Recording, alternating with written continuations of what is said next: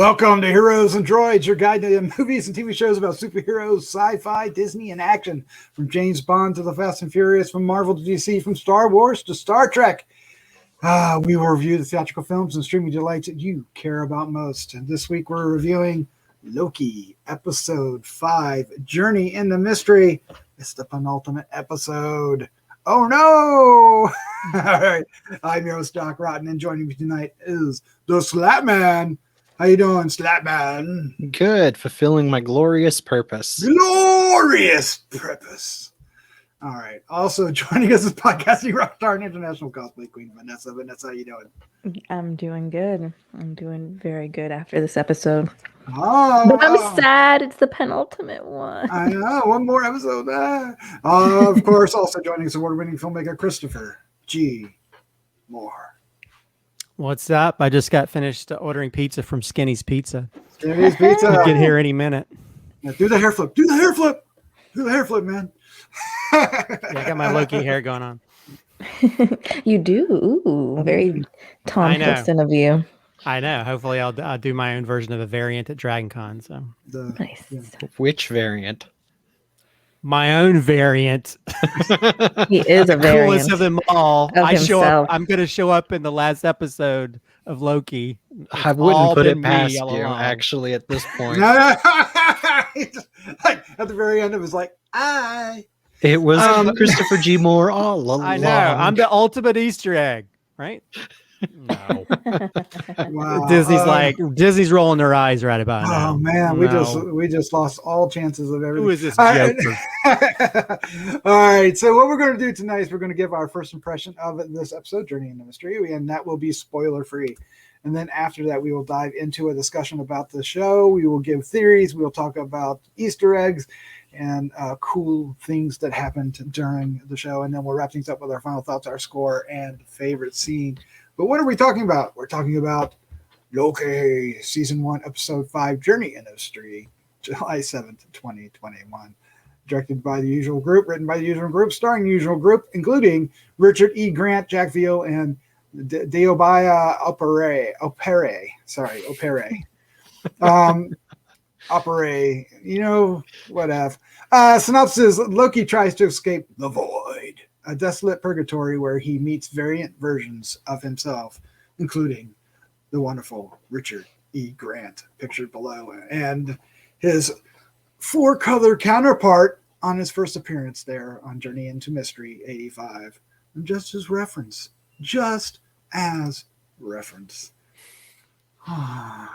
Dear to my heart, as a long-time comic book fan, that's the Loki and all his cosmic corniness. It just totally works. All right, let's find out what we thought. Slattman, sir, you are up first. What was your first impression of Journey into Mystery?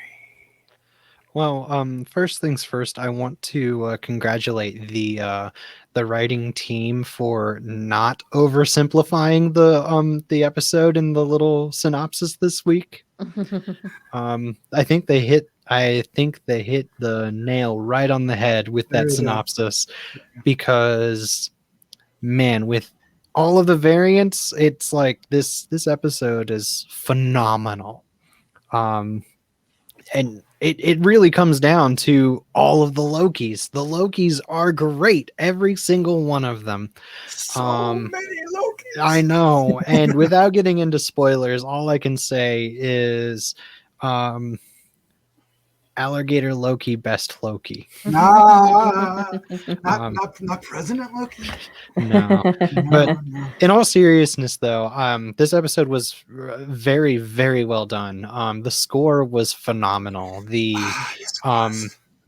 special effects, I feel like, were something you never see in a TV show. Like, these were like top of the line MCU, like end game level special effects that they pulled out for this, and it was very, very well done, very believable. And this world that they introduced us to was so fascinating, and I just want to spend more time in this world, even though I know it's not the place you really want to be in. Like there's so much happening there, and I loved it, and I can't wait for the last episode.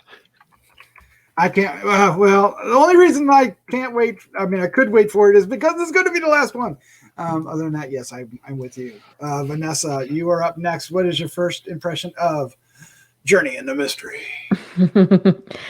So is Alligator Loki like the new Grogu? Is he the replacement for our Grogu right now? Because I feel like he's gonna continue to be the most popular character now that he's been introduced. He's definitely my favorite. I don't know. Kid Loki's pretty damn cool. Oh, too. you like Kid? Okay, I gotta say, yeah, I love. He's pretty cool. Oh, am I too close?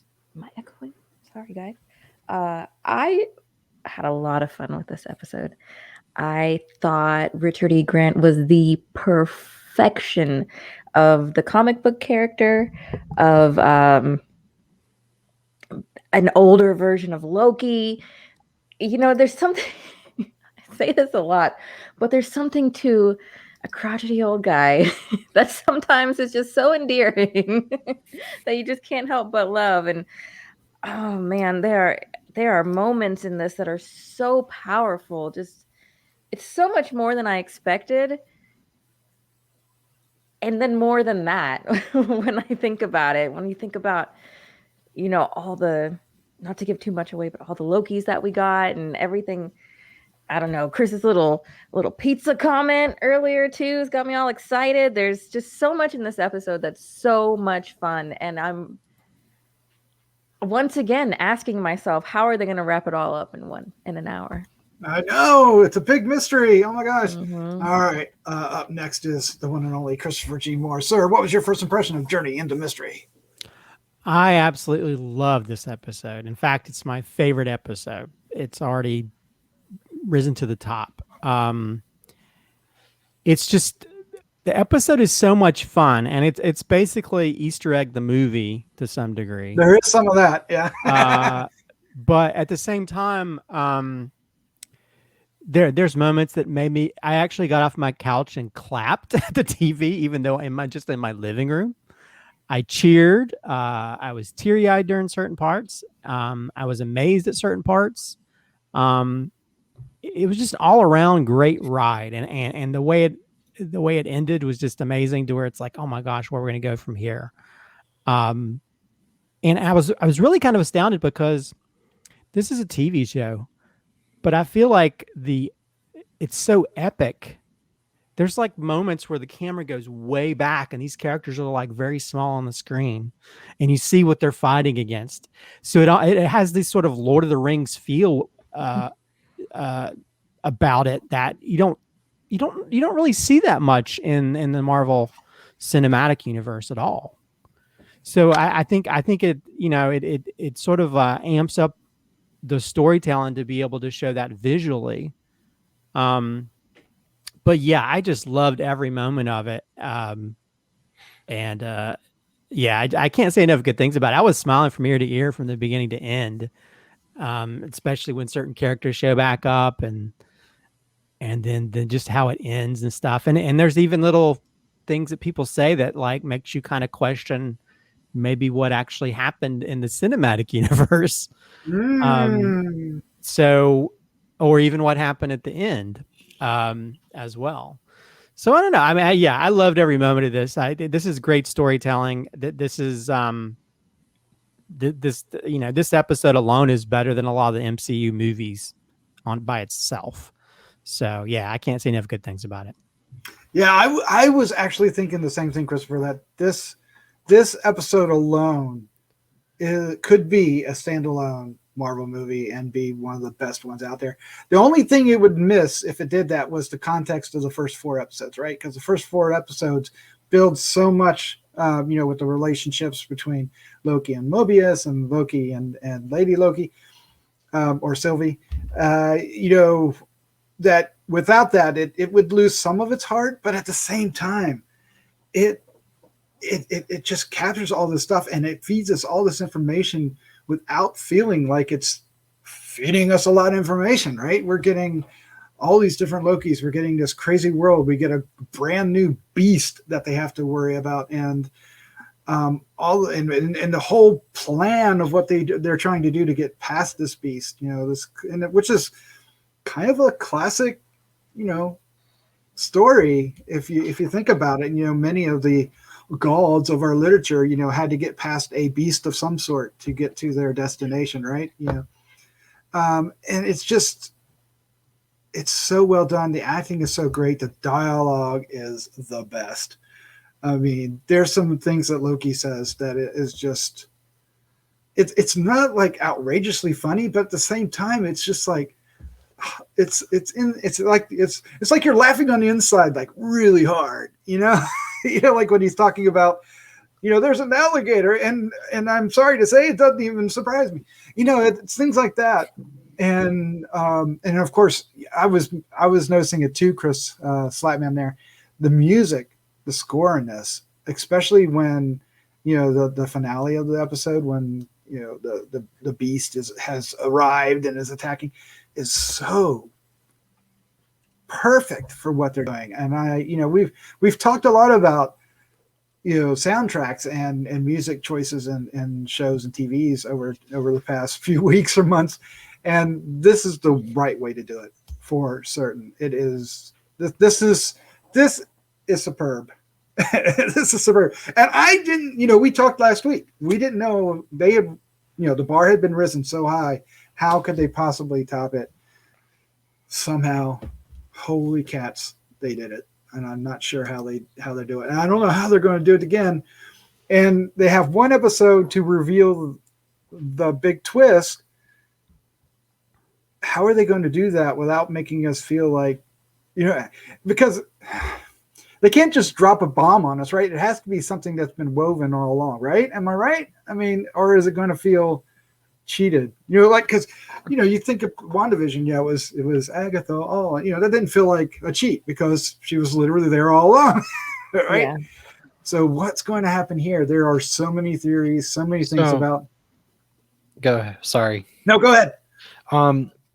I don't think it's going to be a cheat because this whole time it's always been, who are the timekeepers? Who's controlling the timekeepers? They've set it up. Who are the timekeepers? The first 3 episodes, right? And then episode 4, they revealed the timekeepers are being controlled by someone else. We don't know who, but the timekeepers are being controlled by someone or something else. And then in this last episode, it just kept building on who created the TVA, who created the timekeepers, and that's been the theme throughout this whole thing. So I don't think it's going to be a cheat to just, drop a bomb of, whoever it is in that castle or whatever it is in that castle. I don't think it's going to be that big of a deal because they've been building up to it. It's not like we get to the 3rd act of a movie and they're just like, surprise villain. All right. No, all right. This has been something that they've been hinting at, that they've been and if it's Kang, they've really been hinting at. They've been hinting hard, but only for those who know who Kang is and knows a backstory. If you are somebody coming, kind of outside of the comic books into this, you don't really know who Kang is. It's going to be just a person, right? But everything, and Christopher is going to be telling us a lot about this, everything out there is related to Kang. And it's almost more so a Mephisto thing for this than Mephisto was for the Vision and Scarlet Witch show. It definitely makes more sense for Kang to show up in this than Mephisto did in WandaVision. Well, the Mephisto thing, people were making assumptions. They tried making connections. Here you have connections, things that are pointing to the actual right connections. Literal connections. Literal connections. And so either they're messing with us because they, or they could be pulling the wool over every fanboy's eyes, right? That could be what they're doing. Vanessa, do you know what we're talking about with all the Kang stuff? Because I think a little bit. I do know a little bit, but still, if they're going to introduce him as a main character in another movie coming up, it would make sense to kind of just put him there at the end. But we've also had some discussions of what if it's just another Loki? It could be another Loki behind the veil. you Miss know? Minutes. Miss Minutes is another one. Yeah, whoever Miss Minutes actually is. Yeah. I don't know. I would, what if we got more Richard E. Grant? Oh, that'd be You great. know? Richard E. Grant could be it. He was just playing. Well, It's a Bruce. Loki He thing he did mention what he did previously. too. Right? He has faked his death before. He certainly could fake it again Mhm. Be a with Loki his thing to do. glorious purpose. Oh man. Well, we got to get So to that good. part. But I mean, it could be a King Loki, right? I mean, it could be Loki. He Who Remains. Could be the literal character, He Who Remains, out of the storyline. Yeah, which is kind But of you want odd. to talk about random dropping a bomb, right? I mean, Yeah, at least that would people be- have heard recently of Kang. Know he's going to be in another movie. They cast There- this guy like. Yeah, there is one theory, but I can't remember the exact name of it. But, and some of them are pointing it out based on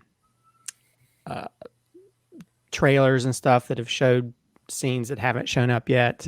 Yep. As well as when she has that vision, when she connects to that monster, and the people went slow-mo through it all. In the comics, there was a thing called I forgot it's called House of something, not House of M, but House of something, that involves these people who keep stories and books on their walls, and they can rewrite stories of characters. There's a character called Then and Now, I think they called it. And some people think that might be that, to where they, and that might be a way for Loki to rewrite his story.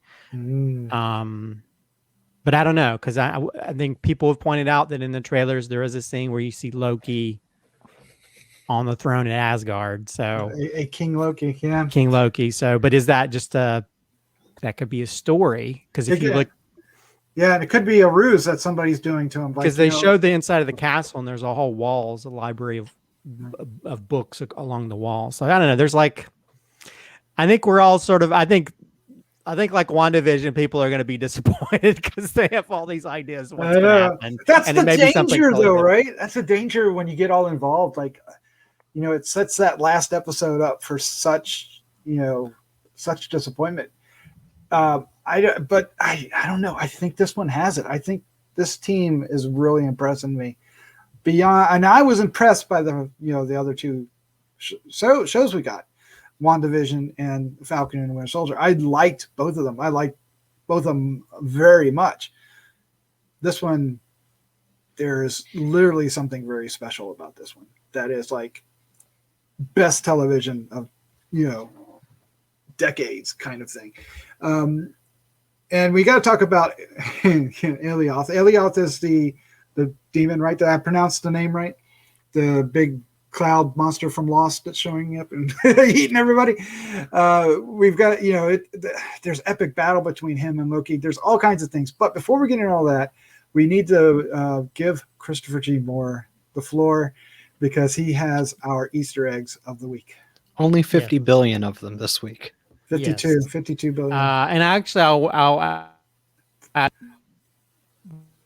oh no! He froze up just as we're not allowed to tell the Easter eggs. We were talking about the music. Okay, yeah.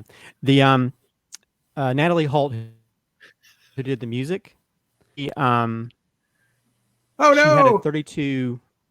Am I? You're freezing up. Freezing? Yeah. Okay. Am I still freezing? Nope. Go for it. Okay. Natalie Holt, who did the music for these last 2 episodes, she actually had a 32 voice choir. Oh.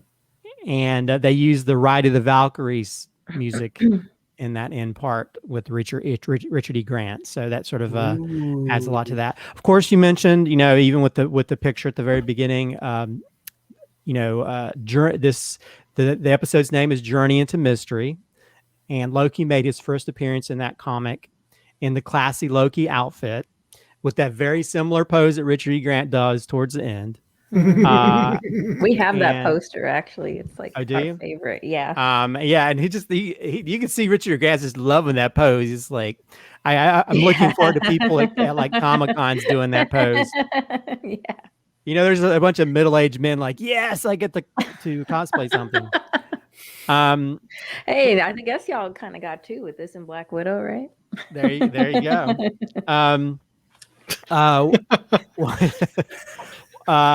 When they're drinking wine, it's Roxy wine, which is another reference to the Roxxon Corporation. Yep, the Roxxon Corporation. Yeah. Now, one thing I do want to point out, we had a few references when they go into the dirt. We have Mjolnir, Thor's hammer in there. We also had a little frog guy in a bottle, which people are calling Throg, but it's not Throg. It's It's Thor the Thunder Frog, which was in Thor 365 because there's a little label on it 365. It's for that episode, and that's where Loki turned Thor into a frog. He fought like with other animals in like Central Park, and then he became worthy again, and then became like a big frog. And he met this fellow frog who used to be a person called Puddle Gup, who took a sliver of Mjolnir and became worthy and became Throg. So that's not actually Throg in that. But also to go along with that, the first Avengers movie, there's a part where Thor is in a glass encased thing and he bounces against it just like this little frog dude does. And in Ragnarok, he tells that story about how Loki turned him into a frog. Exactly. So yeah, so we finally get to see a version of that awesome. That's considered a variant. In my mind, he was jumping for Mjolnir. He was trying to get to Mjolnir because it was that's what I was thinking too. Yeah. I feel really bad for that little dude because he's gonna die in there. And all the lunch trays that are around. Yeah. Why lunch trays? Well, actually, that's another one of the things. If you during the episode, if you look, there's a pile of lunch trays. Evidently, the TVA doesn't believe in like trash. They just throw it on this planet like it's a trash planet, because there's actually the same trays as they use in the TVA, including a couple of the Boku juices that people are drinking. So they zap their trash and they zap their trash because they don't want to deal with trash.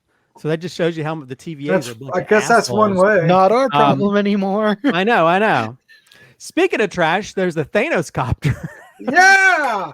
Yes! Which who would have thought we'd ever see this in any awesome. live action version of the MCU? That's from Spidey Super Stories number 39, The Cat in the Cosmic Cube from 1979. Absolutely. One of the weirdest things that some people do memes of online. So that's just weird. But this is a great way to sort of introduce those things that you wouldn't be able to see any other place. Also, if you remember in the previous episode where they have the little hologram of the different Lokis, there's one that's like the bearded Loki. He's one of another Easter egg, President Loki's lackeys, that shows up and they start fighting and stuff. When the camera first starts, when we had that weird kind of cool shot at the very beginning, where we start going through the void. One of those buildings is Kang Enterprises, Qung, which is the company that Tony sold Stark Industries to in the comics, which ended up being run by Kang. That tower that everybody kept thinking was Stark Tower, that's the King Tower. Of course, we talked about the Angry Cloud Alioth, which is the first being to transcend time itself, and was featured in several of the stories involving Kang, including one where he basically used him like an attack dog. So another reference that could point to Kang being the big baddie. Of course, we mentioned this previously, but just from trailers, but we have that video game Polybius, which is was in their little underground lair. Polybius is based on the real urban legend that back in like the 80s or 90s in like I think it was Portland, Oregon, where this video game popped up out of the blue, and supposedly they said that the government was using it for like mind control means. If you look in when they're outside, there's a huge giant decapitated Yellow Jacket helmet. So the villain from Ant-Man showed up, So who's to say how that head showed up there? Maybe at some point he grew big, just like Ant-Man, and they like variant, throw him on the planet. Also, we got another head, and a statue head of the Living Tribunal, which is the cosmic judge from the Marvel universe. And because he believes in the multiverse, I guess that's why they decided to decapitate him. At some point, Kid Loki has Leviathan's sword, which was actually Loki's genuine sword from Norse mythology, and it showed up in the Agent of Asgard comic. There's again lots of references to Wizard of Oz. Of course, we have this whole planet that's lit green. When Richard Grant is making Asgard, when he creates Asgard, the illusion of Asgard, it for a moment it looks like the green of the Emerald City. The Emerald City. And also there's a point where Renslayer says finding the man behind the curtain. So they even make a reference to that. And of course, the very ending, when those green clouds move out of the way, it's like a green curtain opening up to see where the man or person behind the curtain is.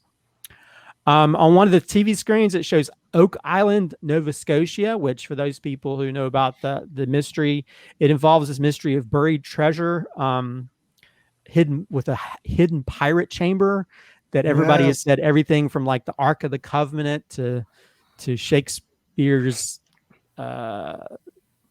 scripts or something. I mean, there's like a million different things they think are hidden there that nobody will probably ever find. Let's see. This could be a possible reference, but when Mobius finally shows up, which was one of the times where I like cheered to see him, he was driving a Pizza Planet car, and that could possibly be. I mean, he was driving a Skinny's Pizza car, which could be a reference to Pizza Planet from Pixar, but I don't know. Maybe I'm just reading too much into that. But also to go, but also to go along with that, I don't know if I have it on this. The license plate is like GR. I think it's GRNWID or something like that, which is actually a reference to Mark Greenwald, who was the guy who actually was who they use as a reference for the creation of how Mobius looked in the comics, and he was also a writer for Marvel for a good long time. Let's see. The USS Eldridge, that ship that drops down, is actually a reference to a real ship that was involved with what they called the Philadelphia experiment. For those old enough to remember that movie that came out back in the day about this ship that supposedly was able to render themselves invisible.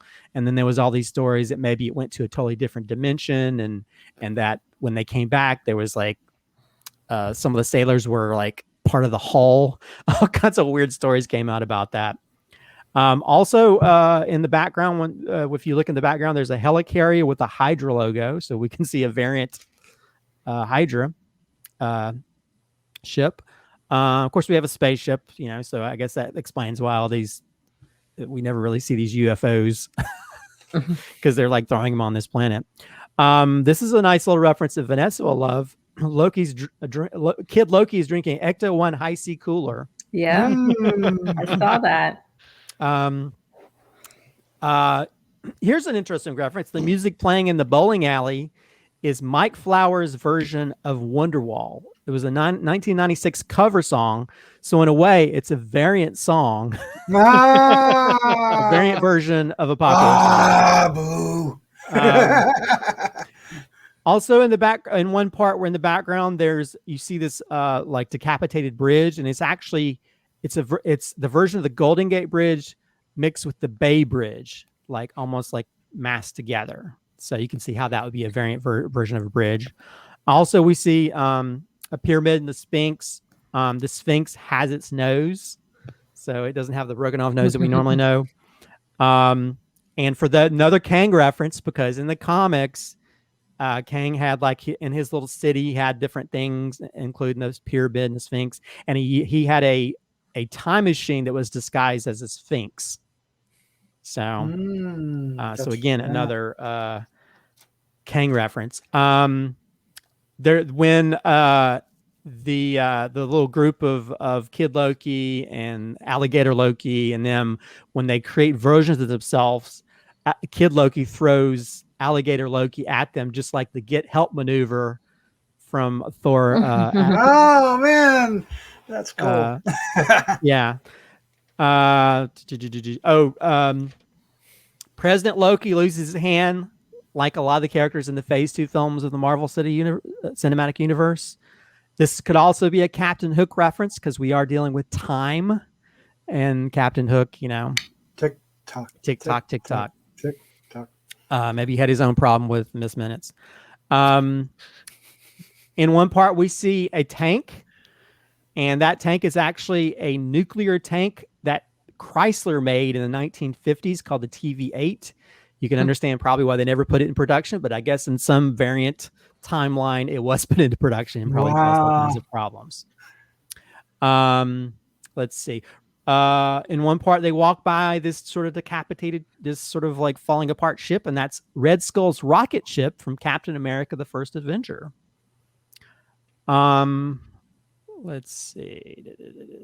The Void versus the classic Loki, of course, from the Siege comic books.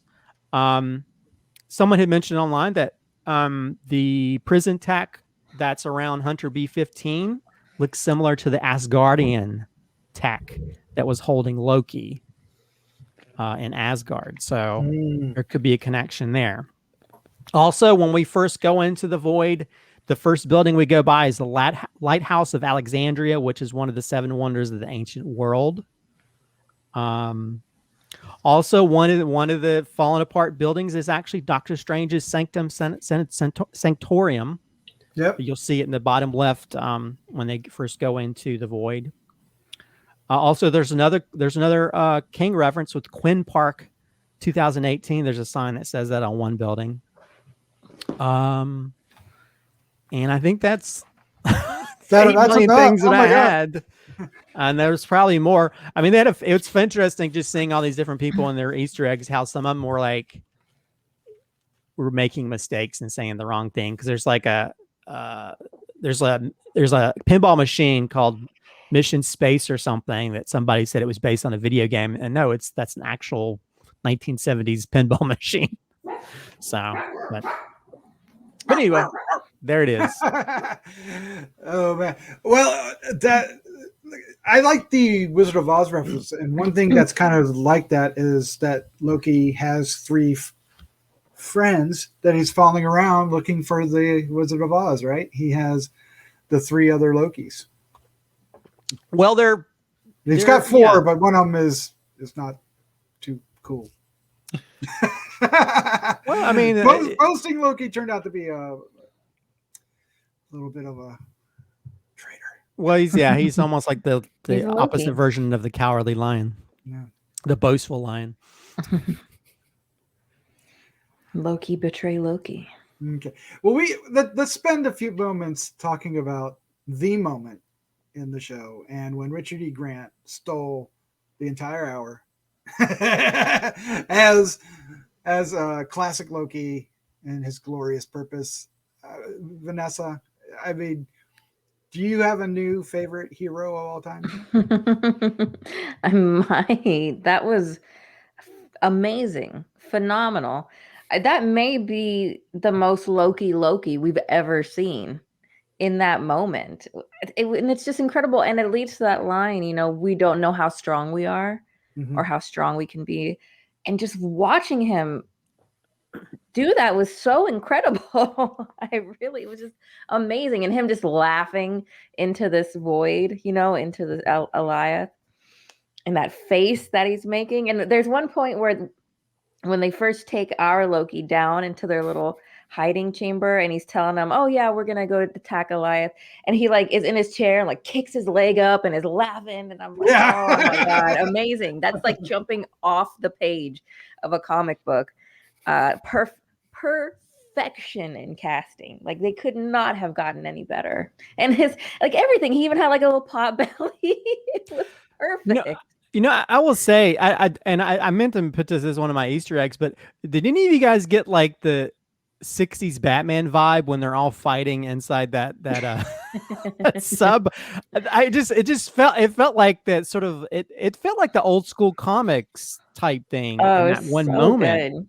And who would have thought that you could have Richard E. Grant in that goofy outfit and he makes it work. work. It makes it totally work. It only works in this context, though. It would not work. I kind of wish they'll do a spinoff just on his character where we get to see him in like 60s, like a 60s Marvel. That would be cool. Story. If we get classic Thor and some other classic characters in there. Oh God, you know how awesome that would be? I mean, I have a feeling with this little bands and everything. I mean, look at this. Some other Thors too. Look at that again. Could you imagine? You know, he's got the little I'm gonna go exercise wristbands and oh my God.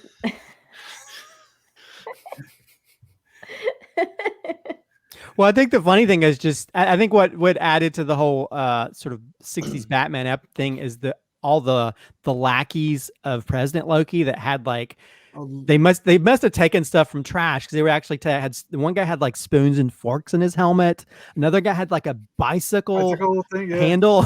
Yeah. So it's just ridiculous how they just it was like a goofy Mad Max villains, you know. Yeah, it was great. It's very well, you know, one of the writers was from Rick and Morty, right? It feels like a very Rick moment. A whole bunch of Ricks fighting themselves over who's the best Rick. It's perfect. Oh man. All right. One last thing. We got to talk about the moment between Sylvie and Loki, our Loki. I don't know. I thought it slowed down, right? It took a moment to breathe, and this episode needed that moment to breathe, and it was beautiful. I really love that moment between them. I'm not sure, they keep saying it's not supposed to be romantic, but it feels so classic, right? It feels so perfect. And they, when they go off, to fight together and they're holding each other's hands, I mean, they look like the perfect couple. It's kind of frightening how the chemistry between these two really, really works. I know that's what some people are kind of, they have a few people that are up in arms about it because the director said that relationship's not supposed to be romantic. But this episode, you could sort of see how it goes into that. But I don't know. I just see it as two characters that are so used to just caring for themselves, and they find someone they can care about. Mm-hmm. So I don't even see it romantic. I almost see it like brother sister, to where they care for each other. They care for each other's lives, twins, right? Yeah, they're twins, and wow. Yeah, and so and my thing is, to me, this is the underlying theme of this is, in order to achieve what you need to achieve, you need to be able to love yourself first, and ultimately, I think that's the only way that Loki is able to love someone other than himself is if it's himself or a version of himself. So yeah, I just see that. I mean, I just love that kind of change because Loki's just been all about himself all this time. He finds someone that sees the good in himself, and he sees the good in someone else that he cares about. So just finding that, I think, would change anybody, who's so used to feeling alone and abandoned and feeling like an outcast. And for the first time, he doesn't feel like an outcast. He's found a true family member. Even though they are the god of outcasts, as Loki says they are. Well, that's true. But at the same time, I think that's also, you don't have to feed in what people say you're supposed to be. You can become what you want to be.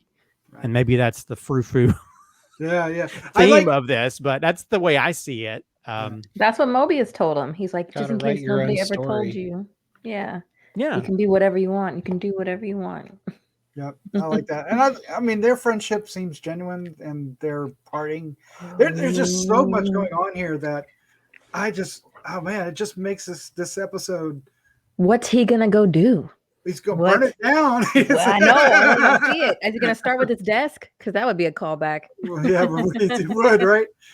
Or what was it? The nightmare department. He's gonna go start with the nightmare. The department. nightmare, yeah, the nightmare. Department. Oh my gosh! What if that is what ties into Doctor Strange? He sets nightmare free. I hope maybe he figures out a way to hit some kind of pipeline, and it fills with water, and he drives a jet ski through the hallways. Oh my God! What was that crazy ass monster movie from the 90s. Like Anyway, deep. let's don't go there. Let's go ahead and wrap this up, and let's give our final thoughts, our score 1 to 5, and our favorite scene. But before we do, if you're listening to this review, we want to thank you for hanging out with us. We hope you're enjoying not only this review, but many others we have on the site, including WandaVision. We've covered that. We covered WandaVision. We covered Falcon and the Winter Soldier, and we did Mandalorian, and of course we do. Stop it! You're throwing me off. That's so crazy. But anyway, if you want to help us out, it's easy and free to do. Hit the subscribe button or share with a friend. It does amazing things. Let's get on with this. Slattman, you are up first, sir. Your final thoughts, your score, and favorite scene. This episode is fantastic, amazing. If they stick the landing, I have no doubt that that Loki as a whole will be considered like the best thing that Marvel has put out. Like, period. And Could very well be. and the performances are amazing. The set design is phenomenal. The soundtrack is amazing.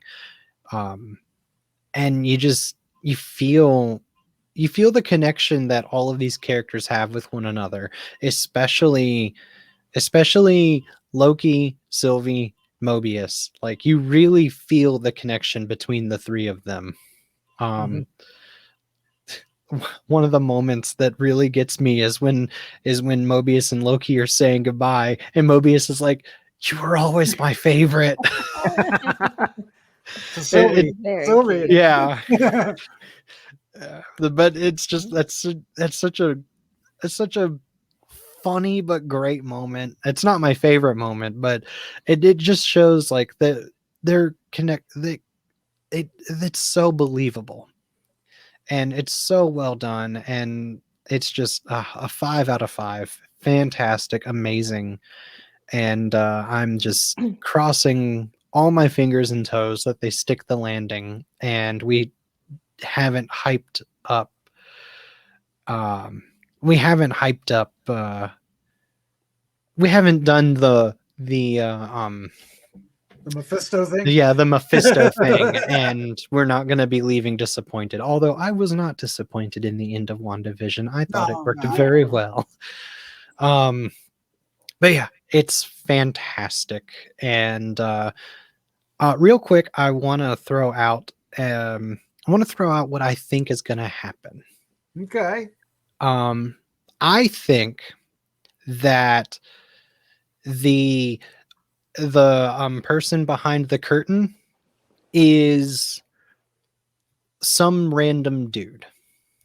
Random dude. It's not Kang, is what I mean. Yeah, okay. It could be like one of the members that, or one of the people that was in the TVA in the comics that's kind of like up there, but not really as important as Kang. But there's going to be a stinger that points to Kang coming to take it over at the end. Maybe Kang is trapped. Or maybe Renslayer reaches out to Kang and is like, "Yeah, the opportunity is here. Come, take it." You dirty dog. I think you just did it. Yeah, my favorite moment in this episode was when Alligator Loki bit off President Loki's hand, and just the reaction. Oh my the God. reaction was just great. But realistically, it could have been almost any moment that Alligator Loki had, because he was just like, you could tell, like, he was smirking, he was angry, he was smiling, like he was not interested. Like, they did such a great job with Alligator Loki. I love him so much, and I hope that he is, when Kid Loki is brought back for Young Avengers, I hope Alligator Loki comes with him. Yes. I know you're going to get your pop figure. Oh yes, I'm getting that Funko Pop. Yeah, Funko Pop. All right, Vanessa, you're up next. Your final thoughts, your score, and favorite scene.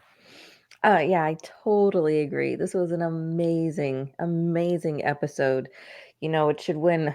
It should definitely win an award because it's just so well done. It's so emotional. It it it tells a story of Loki in such an amazingly nuanced way because they're all him. We've seen every side of Loki so far, and to bring them all together like this and to show them, well, caring about themselves in the Being end. vulnerable, being Yeah, vulnerable. being right? vulnerable and just it's really, really great. I love that we got Mobius back the way that we did. His comment about you just jump into cars with strange people. It's just they put little lines in it like that. It's just so well written, so well shot. What you said about the quality of the effects too. As we're watching those Loki fights and you see all these different characters and you see the things that you're doing, you're just believing what you're seeing. And when you see this giant smoke monster coming out, you fear for our characters, especially when you were talking about those wide shots that they would do where it looked like a big tornado or hurricane coming through. So beautiful. I can just see the still of that. Uh, so I'm extraordinarily sad that the next episode is the last episode because this has just been such a great series and they packed it into such a small amount of time as we would think, just the 6 episodes that we got, not enough. So yeah, 5, absolutely a 5. And my favorite, first my prediction. I'm gonna stick with my fun one though, and say I'm really hoping that it's original Loki, that it's Richard E. Grant You think if Loki he turns around, he's back the one? there. I don't know. I don't know how likely it is, but I would absolutely love for something like that to happen, for him to come back around again, for it to possibly just be another Loki. I don't know, maybe a Loki they actually have to defeat, right? Who knows? Favorite scene? I'm gonna take it, Doc. I'm sorry.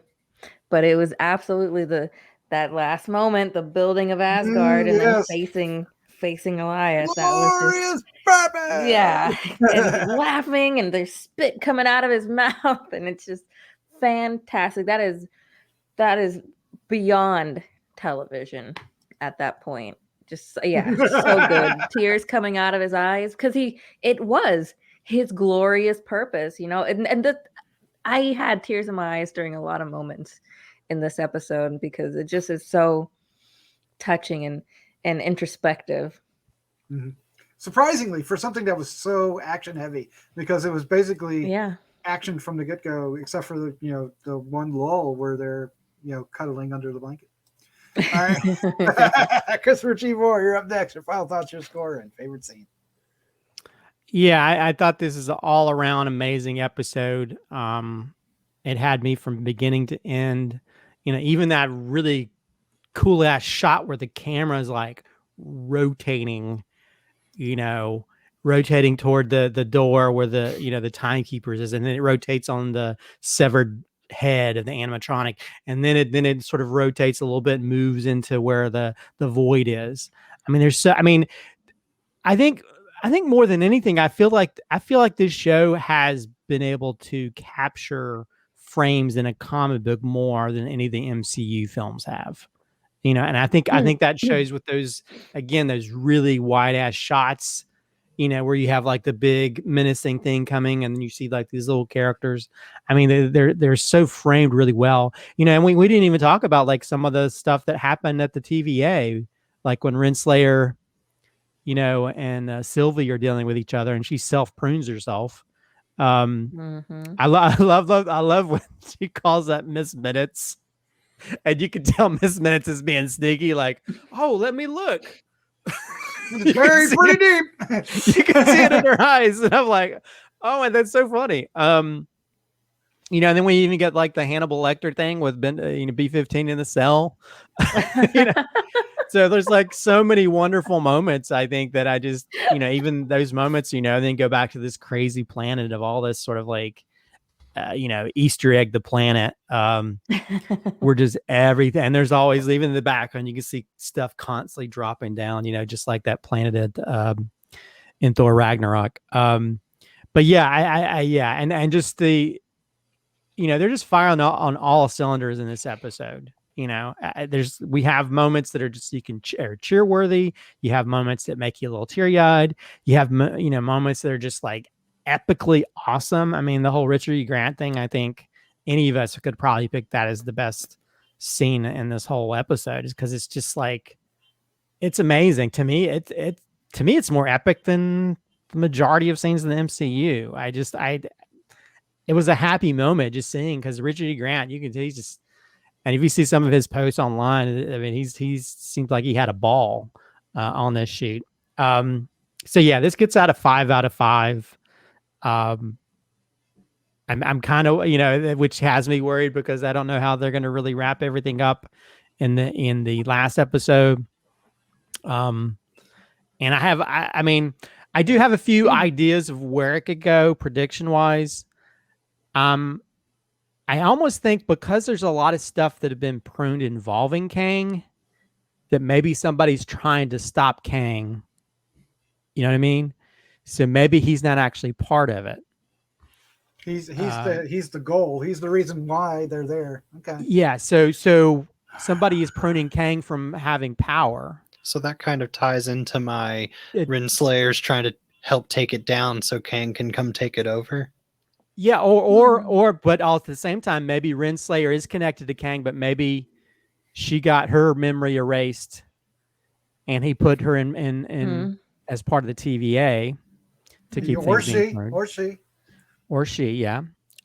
There's also the possibility of Loki from the regular MC Loki, who maybe did the same thing that classic Loki did, faked his death, and we get to see him at the end. There's that possibility. Or my favorite possibility is Casey, the TVA office guy, is the man behind the curtain. Not alligator Loki? No, alligator Loki. Kid Loki. No, that's Kid Loki all along. What if it was Agatha? Maybe it's Agatha. If it's Casey, I mean, that would be amazing. I don't know if they could do that, but it would be like, wow. To me, that would be the great, Scooby-Doo moment. It's like, it was me. Sort of like, it was Agatha all along. It's Casey all along, and although I do find it funny that some people say it's Casey. I smell like a fish. Yeah. And he's eating fish when they show up at the castle. Like, I know what fish are. So